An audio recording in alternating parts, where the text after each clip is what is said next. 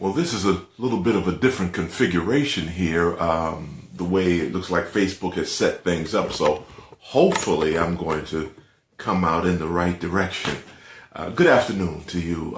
Welcome to this day, grand day of opportunities, possibilities, miracles, and choices. Greeting you today with the greetings of respect and very pleased to be here. So this day, we begin by looking back at what we did last week. Last time we were together, we were in this process of S.C.R.E.A.M, that whole series that we have. And so we were talking about C-R-E-S.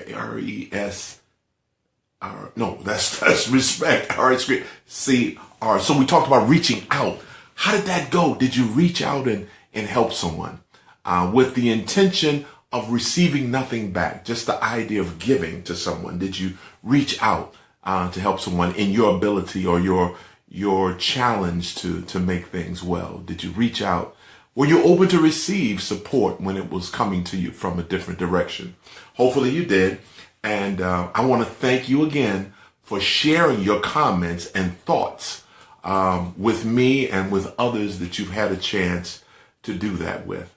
So we're in this series, but before we begin, we always have to relax and breathe.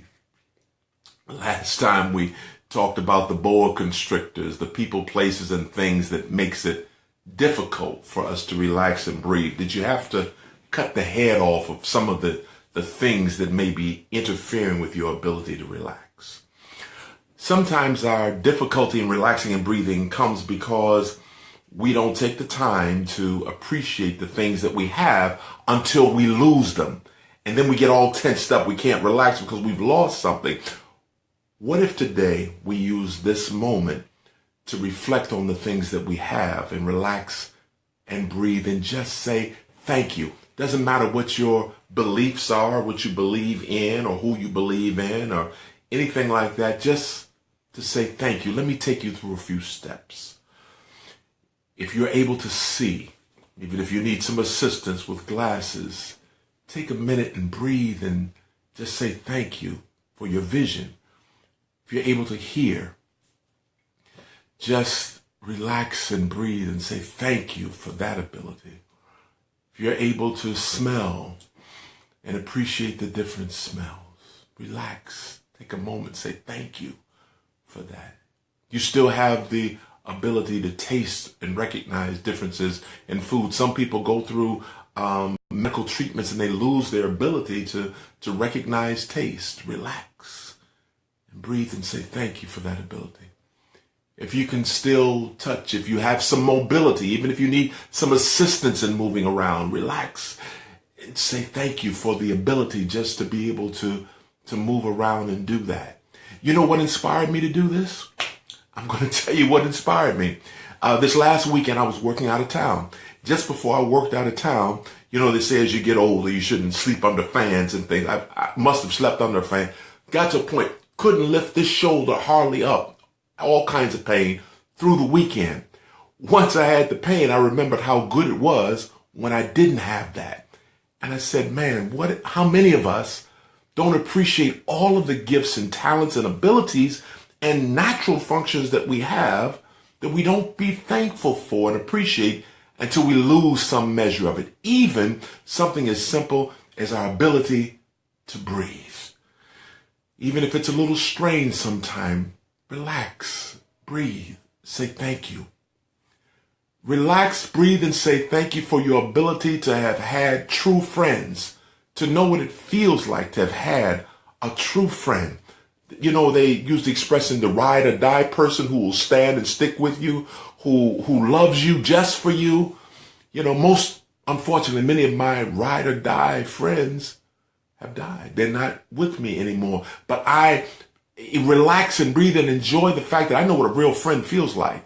I know what a true enemy feels like. Appreciate the fact that you have clarity now to see people as they are. Be thankful, relax into that thought, and just say thank you. That's a little extended, but that's our relaxing and breathing moment. You can take a point at any time of your day and do that. You can start your day with it. you can end your day with. And at any point, find some moment to be grateful. That now brings us to our mindful moment content. We are at the letter E of SCREAM. The things that you can do to manage through that difficult situation when you feel like words are just not good enough. You don't know what words to use to manage a moment. The E in this case stands for engagement. That means actively engaging in something that can help you manage that moment when there's no longer words for it. You feel like screaming and hollering out. Remember that your energy, your energy will follow your focus. It's like EFF. Your energy follows your focus. So if you can focus your attention and as many of your senses on engaging in something actively, you'll be able to manage through that moment that's a little difficult for you to figure out how you're going to deal with it. Let me tell you a true story, and it's very personal. October the 7th, my mother made her transition. That morning, when it happened, and my father let me know that it had just happened, his way of managing it was to go outside. He got my youngest daughter and went outside and started cutting the tree down or trimming it that's in front of the house. That was his engagement. They had been married for over 61 years. What words do you have for that? You want to scream, you want to holler, but there's no words to describe that emotion, that thing that makes you want to holler. So he engaged in something physical and mental. His focus was able to, his energy was able to follow his focus, and that helped him get through a difficult time. Find something to engage in. Maybe it's gardening, connecting with something in nature. That is always powerful, right? To connect with something in nature that allows you, like putting your hands in the dirt or working with flowers. I remember once my oldest daughter and I on a daddy-daughter day went to the north side, and we saw a man we call the bonsai man, who was taking his time and engaging in the process of trimming the bonsai tree. Whatever you need to do to engage actively in something might be just what you need to get through a difficult period. Here's the thing. There are some people that have to do that in order to manage. There are others of us who we manage difficult moments by sitting still and reflecting and thinking and processing and putting it in perspective. There's another group of people that would run them crazy, and they can't sit still like that because these emotions and the energy is churning so much they need to get out and do something. So for them, and it's okay, and doesn't make those who sit and reflect wrong or those who engage in something right. But for those who need to do that, find something that you can engage in. That might be the very tip that you need to make it through a difficult experience. When I first came to Chicago back in '76, some people were telling me, man, you want to go to Wisconsin Dells. I'm telling you, you'll have a ball. I went to Wisconsin Dells and couldn't believe how disappointed I was. I came back and said, you got to be kidding me. Why would you recommend something like that? They started asking me some questions. So did you get on that duck that goes on the land and the water? I said, no. Did you go fishing? I know you like to fish. No, didn't do that. What about horseback riding? Didn't do that. Did you go to any water parks? I said, no, I just pretty much went down the main street there looking for something. They said, well, that's not going to work. You got to engage in something. So that's my point here. If you don't know something to engage in, explore, look at different possibilities, but you can't go and just ride down the street. You have to actually engage in the process and see if that works for you. So you explore possibilities, you engage in it as much as you can, and then you evaluate whether it worked. Understand there's not a one size fits all. So one person may engage in fishing. That's the perfect thing for them. Somebody else may engage in going horseback riding or something completely different. Whatever engagement looks like for you. For those of my followers who are overseas, engagement will look different for you than it will for your family members who are staying at home. For the family members who are staying at home, engagement might look a little different, but find something to explore, engage in it as much as possible, using as many of your senses. I took some people on a walk, and they had a chance to smell, to look at the things that was in the area, to touch the plants. During that time of engagement, they weren't actively worried or stressing out about things that were not going right. Evaluate whether it works. Repeat or try something different. The world is filled with opportunities and possibilities for you to manage through difficult situations if you're open to try some different things. Engagement. So what I encourage you to do is to look for an opportunity to find something to engage in. If you're trying to make it through that difficult period, maybe engaging in some brain games, right? Maybe engaging in something as simple as writing a story or writing something. You know how many people have gotten away from that? So when it comes to sending a message to someone, the engagement is typing, not necessarily writing and being creative in that. Look for an opportunity to find something to engage in. Maybe you don't like gardening. Maybe you like roller skating. Maybe you like stepping, or maybe you like, I don't know, whatever it is.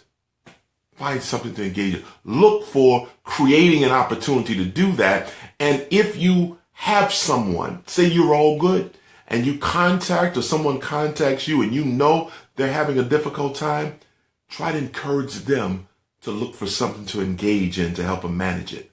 My point is always this: you can't give something that you don't have. So you first be a teacher. Inspiration, better caught than taught. You be the teacher of what engagement looks like. Create that opportunity. I encourage you to consider the possibilities of what life for you would be like if you're able to manage difficult moments a little bit better and you're not stressed out. It's not causing you stomach problems and headaches and causing you to sleep too much or not sleep enough or eat improperly or lash out at people that you don't intend to lash out at. Consider the possibility of what your life would be like if you were able to successfully manage a difficult situation. Some people are stuck and they can't evolve to a higher place because they keep repeating the same things over and over again. Think about the possibility of not repeating it, but processing what happened that made you want to scream and holler, put it in perspective, and then proceeding forward. Consider the possibility of your life like that.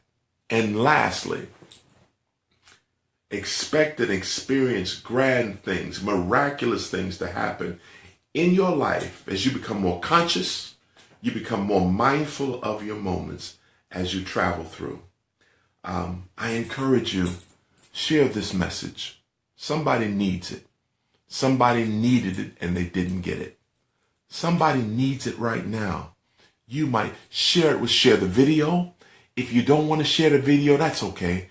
Share the message. Share what you got out of it with somebody who might be struggling, trying to get a handle on something that's difficult that's going on.